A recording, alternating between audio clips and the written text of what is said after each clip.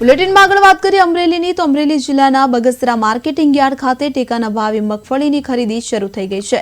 452 ખેડૂતોને મેસેજ મોકલ્યા બાદ 177 ખેડૂતો મગફળી વેચવા આવ્યા કે જેમાં 10,000 કિલો વધુ મગફળી ખરીદી કરવામાં આવી। કમોસમી વરસાદથી પાકને નુકસાન પહોંચતા ખેડૂતોએ બચેલી મગફળી વેચી ખેડૂતોને ટેકાના ભાવ મળતા ખુશી વ્યક્ત કરી।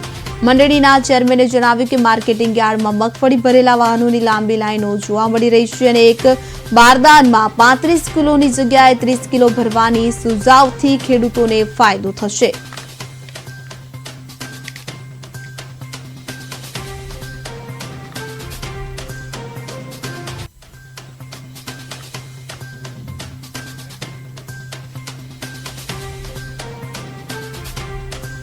કે ભાઈ માવઠાનો માર પીડ્યો ગજબ ખેડૂતે અટાડે હેરાન પરેશાન થયો છે, ઘણું સહન કર્યું છે। જે વીઘે 3520 રૂપિયા આપવામાં આવ્યા છે એ ખરેખર વ્યાજબી નથી। ખેડૂતના ખાતર બિયારણના અને મજૂરીના પૈસા નથી થતા, જેથી કરીને એ રાહત પેકેજ જે છે એ અમારા ખેડૂતને ખરેખર અમાન્ય છે।